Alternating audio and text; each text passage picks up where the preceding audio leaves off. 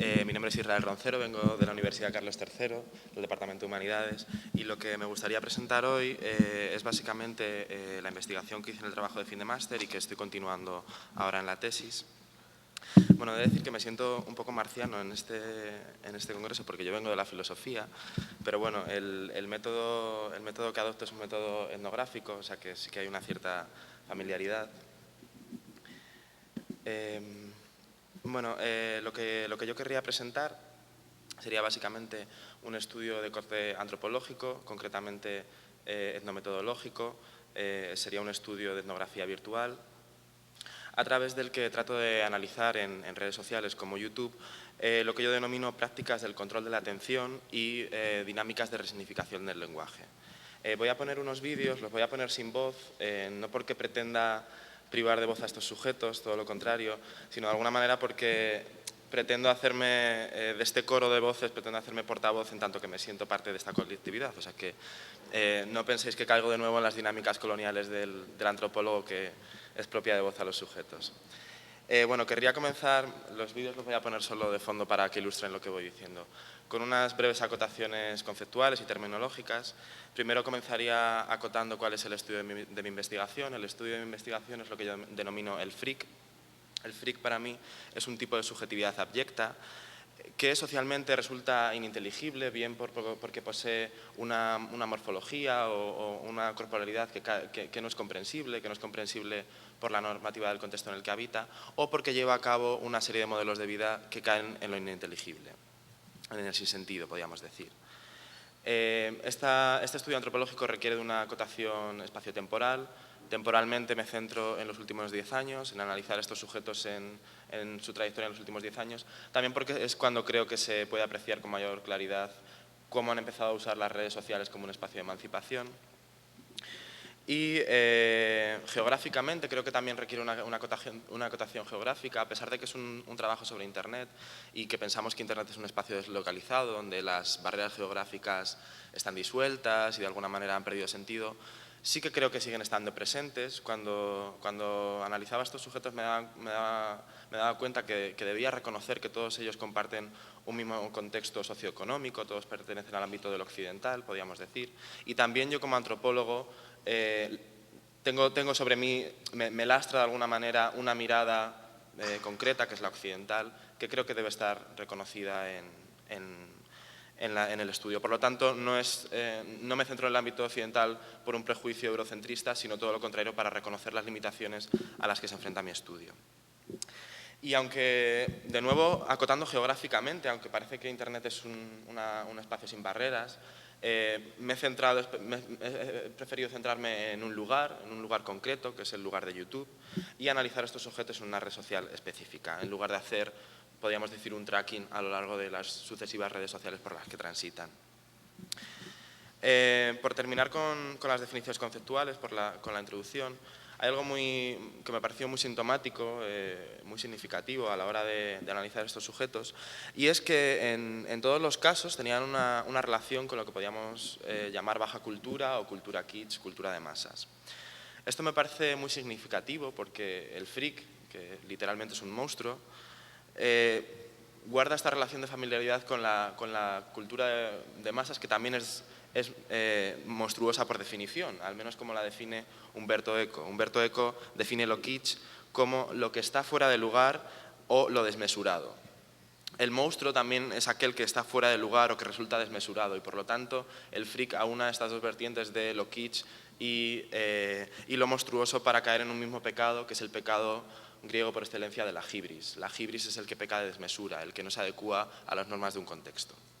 Bueno, digo que me centro en analizar la actividad y la producción de estos sujetos en las redes sociales. Y la primera pregunta que se nos plantea es ¿por qué eligen estos sujetos específicamente las redes sociales para ubicarse? Desde mi punto de vista y después del estudio etnográfico que llevé a cabo, que tomó forma de 10 historias de vida, seleccionaba 10 sujetos y elaborada 10 historias de vida recogiendo sus testimonios en la red, me daba la sensación de que las redes sociales para ellos se presentaban al mismo tiempo como un éxodo de la normatividad y al mismo tiempo como una herramienta de intervención en la misma. Éxodo en el sentido de que en Internet y en las redes sociales la normativa a la que se enfrentaban en sus contextos de sociabilidad habituales era más laxa, por lo tanto podían escapar de alguna manera a las normas que los constreñían. Y también éxodo en el sentido de que la red social se convertía en un espacio donde podían encontrarse con sus semejantes precisamente porque compartían una misma diferencia y que en los contextos en los que vivían resultaba más complicado. Pero al mismo tiempo que la red social servía para desplazarse hacia afuera, para desubicarse del contexto en el que estaban, al mismo tiempo los ponía en el centro de ese espacio social y les permitía intervenir directamente en esa normatividad. Por lo tanto, sabemos que Internet se presta a este tipo de paradojas y vemos que ese movimiento es a la vez una fuera y a la vez una intervención en el centro mismo de la producción de normatividad. Que la normativa en Internet se vuelva más laxa tiene también que ver mucho con el contexto arquitectónico desde el que se ubican estos sujetos. Me parecía muy curioso que todos ellos, o al menos todos los que yo analizaba, estaban dentro de sus habitaciones, dentro de sus cuartos, en un contexto de intimidad. La intimidad se presentaba entonces como un espacio donde los demás no tenían tanta autoridad para imponer una normativa. Al mismo tiempo, la intimidad era un contexto específico y fructífero para llevar a cabo una actividad reflexiva, como la que creo que se está llevando a cabo aquí, una actividad reflexiva con una intención crítica. Aquí estoy aludiendo directamente a dos autoras, como son Virginia Woolf y Remedios Zafra, que trabaja para el Media Lab, creo que ha trabajado para el Media Lab, supongo que la conoceréis. Decía Virginia Woolf, cuando proponía aquello de que las mujeres debían tener un cuarto propio, que el motivo fundamental por el que la mujer debía tener un cuarto propio era porque las condiciones que le proporcionaba, condiciones de paz, de aislamiento, de soledad, eran condiciones que favorecían la reflexividad y, por lo tanto, las capacidades críticas de la mujer. Remedios Zafra, en su obra Un cuarto propio conectado, rescata esta idea del cuarto propio para aludir metafóricamente a Internet y piensa Internet metafóricamente y quizá literalmente cuando nos damos cuenta de que siguen habitando en un cuarto propio estos sujetos, como un espacio que nos hace más reflexivo en tanto que nos encontramos en condiciones de soledad que nos permite pararnos a pensar no solo sobre nosotros mismos, sino sobre nuestra posición en el espacio de lo social y, por lo tanto, volvernos críticos con mayor facilidad.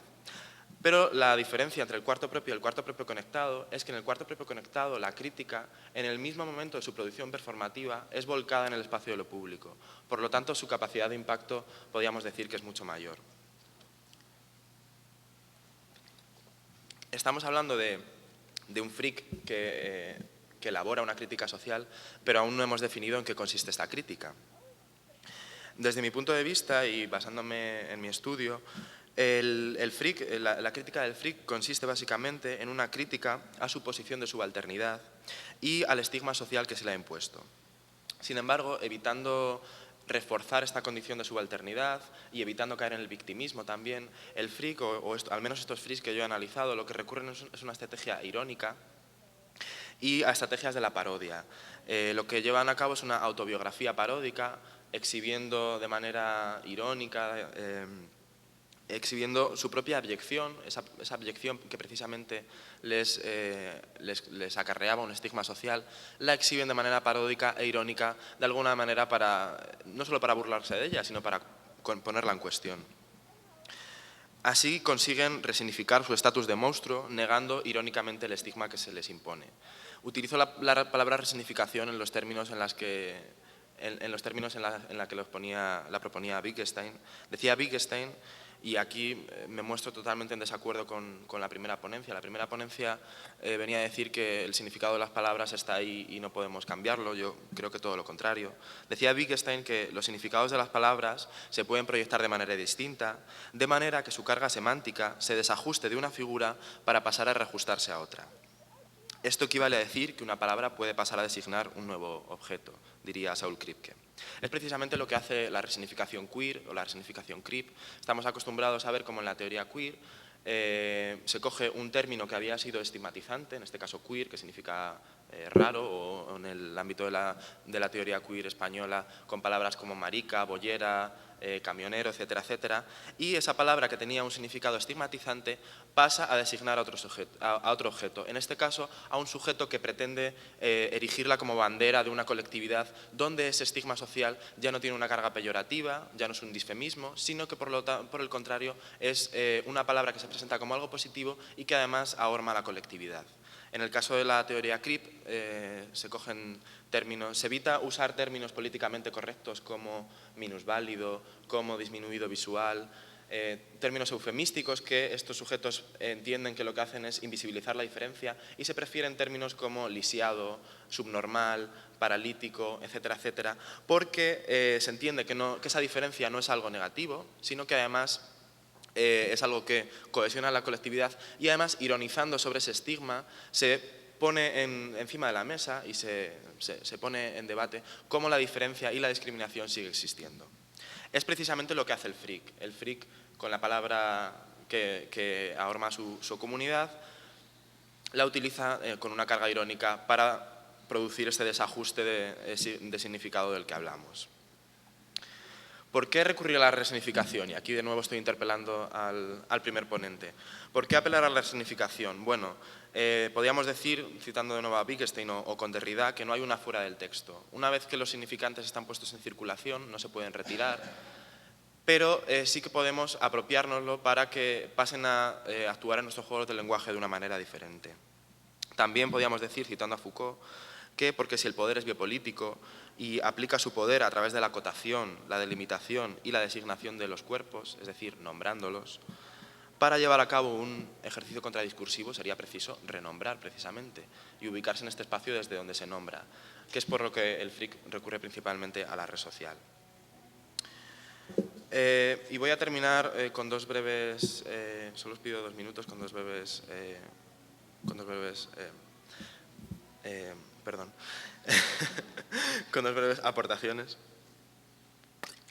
Desde mi punto de vista, y a juzgar por las consecuencias que tiene la exhibición del freak en las redes sociales, podríamos decir que su crítica ha sido efectiva y que efectivamente esta resignificación ha tenido sus frutos.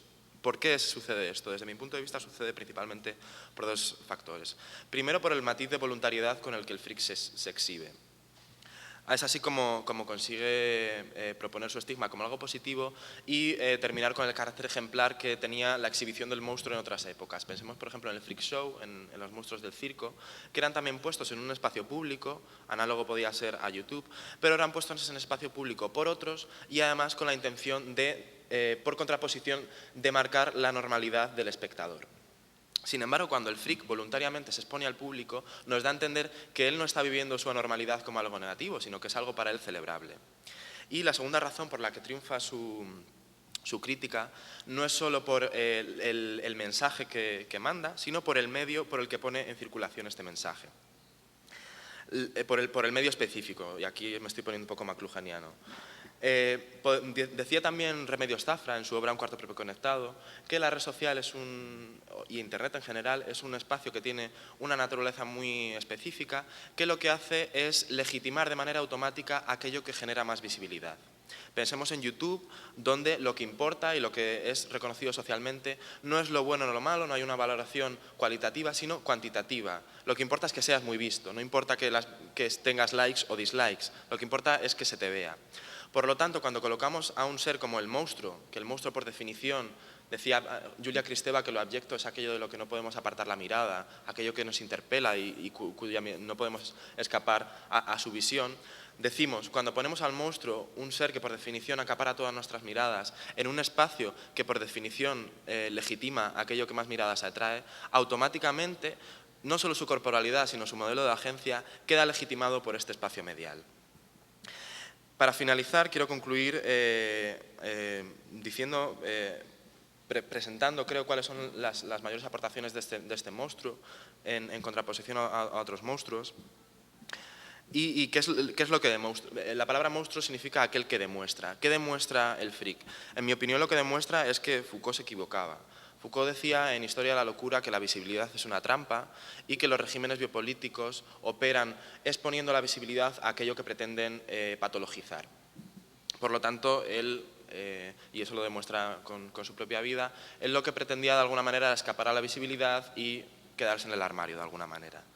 A esto me gustaría contraponer un argumento feminista, que es el que extrae las virtudes de poner la diferencia en el espacio público, porque se entiende que visibilizando la diferencia es como se consigue el empoderamiento de los sujetos subalternos que necesitan de la visibilización de la diferencia en el espacio público para que sea reconocida socialmente. Esto es todo, muchas gracias.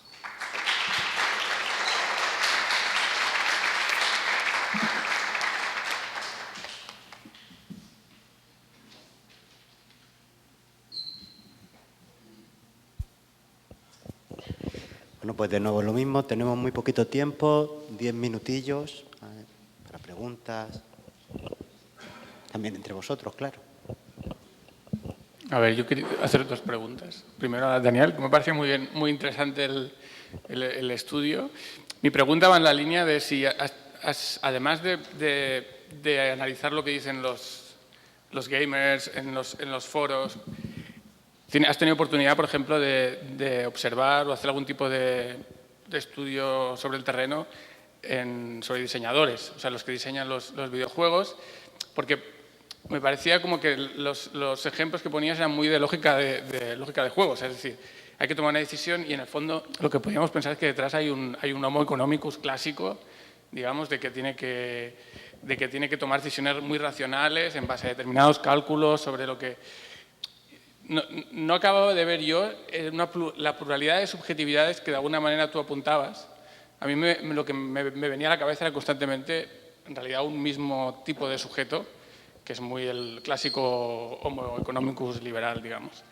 Y no sé si se puede decir algo. Y luego, en relación a la última intervención, yo tengo me ha parecido muy interesante, pero me ha generado una preocupación, que es el papel que tienen los actores que tú muestras en tu propia presentación.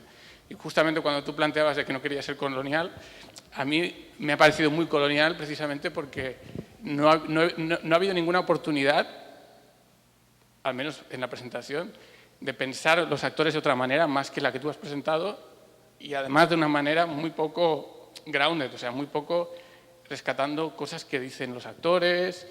O sea, he visto mucha profusión de conceptos aplicados sobre, o sea, utilizando los actores como instancias de representación de un discurso que está ya formulado, y muy poco espacio para los actores de objetar el propio discurso que se hace sobre ellos. O al menos en la presentación puede ser un efecto de cómo se ha formulado la presentación, pero eso para mí es muy colonial. Entonces, más que por los autores que uno referencia, son los gestos que uno hace. Entonces, ahí es donde me ha generado una preocupación.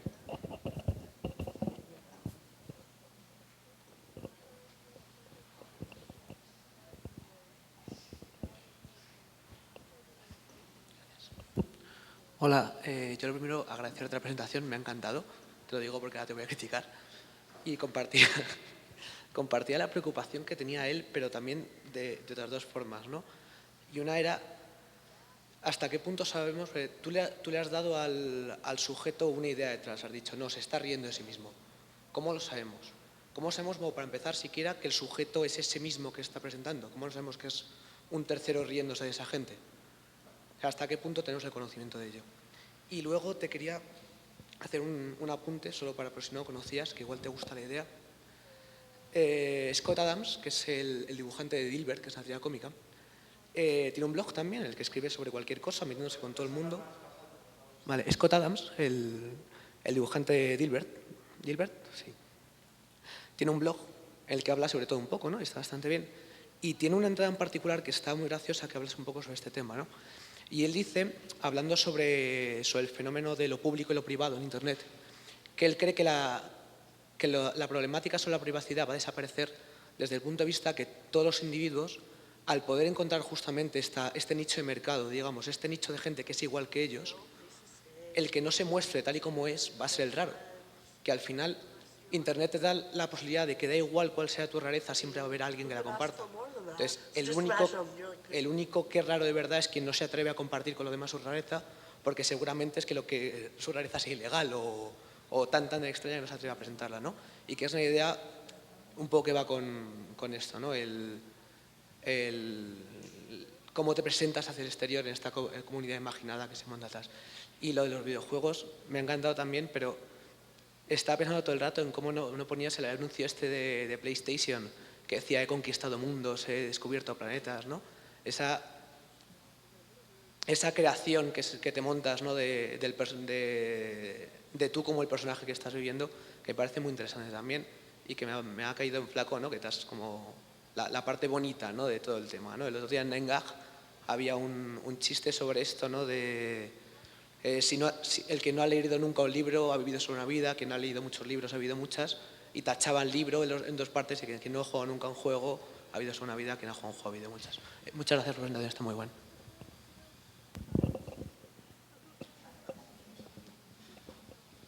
Bueno, no sé quitarlo, así que me voy a sentar aquí. Bueno, creo que después de Foucault y después de la muerte del autor, no podemos ponernos a preguntar qué pensaba el autor. ¿Con qué legitimidad digo yo que son irónicos o que son autoparódicos? Bueno, analizando las fuentes, es decir, no puedo ponerme a plantear cuál es la intención del autor, simplemente analizando las fuentes saco que esa es la conclusión. Además, también hay un matiz experiencial, y es que yo formo parte de estas comunidades y por mi propia experiencia en primera persona llevo a cabo este tipo de dinámicas. Quizá debía haber puesto mis vídeos y hubiera sido mucho más honesto. Sé que este tipo de dinámicas, en primera persona al menos, tienen un valor irónico y autoparódico. Creo que es bastante explícito, o sea, creo que no es una argumentación bastante demasiado rebuscada, y además tenemos fuentes también en primera mano de freaks. Es el caso de Señor Huevo, que tiene un libro que se llama Orgulloso de ser friki, en el que reconoce explícitamente que este tipo de enarbolación del estigma es irónico. También porque me parapeto en lo que es toda la producción discursiva de la teoría queer, y que ya plantea de base este tipo de apropiación de términos estigmatizantes como algo irónico y paródico. Que quizá pudiera haber una diferencia, y no es paródico y es esencialista, y entienden su estigma como algo esencial que no puede ser resignificado. Es un punto de vista interesante. Desde luego, después de mi análisis de estos 10 freaks, no creo que sea lo que hacen en su caso. Recogiendo la crítica, que me parece muy interesante y me parece muy difícil de responder sobre si mi presentación es colonial, curiosamente es la crítica que siempre se me hace. Por eso trato de curarme en salud reconociendo cuál es mi posición de enunciación y mi relación con los sujetos, pero si se me vuelve a hacer una y otra vez, será que no lo estoy haciendo bien, o sea, que tengo que hacerme cargo de ella. Creo que el problema se debe también a que la voz de los sujetos no trasciende en la presentación, se ve también a las limitaciones de tiempo. Sí, el otro día daba en la Carlos III una presentación de 1h30, y ahí la voz de los sujetos sí que daba tiempo a permear, y hablaban su voz sí que se escuchaba. De alguna manera, lo que presento es una composición coral, de la cual sería yo el solista en este momento, porque soy el que está presente. Creo que también está presente la idea de que, está presente, no lo has dicho explícitamente, hay un discurso preelaborado y yo cojo los sujetos para justificar lo que quiero decir, de alguna manera. Desde luego esto no es así, o sea, quiero decir lo que yo vengo a decir, lo digo contrastándolo con el estudio. Pero claro, es que me resulta muy difícil en 10 minutos dejar que trascienda la voz del otro sin que parezca que me estoy apropiando yo de ella. Pero en cualquier caso, ya digo, no es un trabajo antropológico de corte clásico, sino que es un trabajo etnográfico que adopta una perspectiva participativa, en la cual yo me veo inmerso en este tipo de comunidades. Y parece de alguna manera que yo no estoy interpelando el método clásico de crear una historia de vida, que es lo que yo he hecho, sería haciendo entrevistas con estos sujetos, es decir, yo tendría que haberme entrevistado personalmente con ellos, o al menos a través de la red. Creo que de alguna manera estos sujetos están respondiendo a una pregunta que ya está previamente planteada, es decir, creo que sí que hay una relación en segunda persona. La relación antropológica tradicional es una relación, como todos sabemos, en tercera persona. El antropólogo en primera persona describe una realidad sin tener en consideración la opinión de esos sujetos sobre su propia realidad. Pero creo que mi práctica antropológica no se caracteriza por esta naturaleza. Creo que es una práctica etnográfica, etnometodológica, tejida en segunda persona, en tanto que hay un diálogo con estos personajes. Esos personajes ya están dando respuesta a una pregunta. Quiero decir, yo lo que he hecho ha sido recoger una historia de vida que ellos ya han puesto en la red. Simplemente lo que he hecho ha sido, quizá, mi tarea no es más que la de un narrador que resume un texto que ya está previamente. Si analizas los vídeos de muchos de estos sujetos, la historia de vida ya está ahí, o sea, ellos ya están dando cuenta de su experiencia vital. Por lo tanto, ya están respondiendo a la pregunta que yo les planteo nada más que a posteriori. Esta es la manera en la que tengo que justificarme, pero te agradezco tu apreciación y seguiré trabajando en ello, y realmente es algo que me preocupa muchísimo, desde luego, no adaptar ese tipo de perspectiva.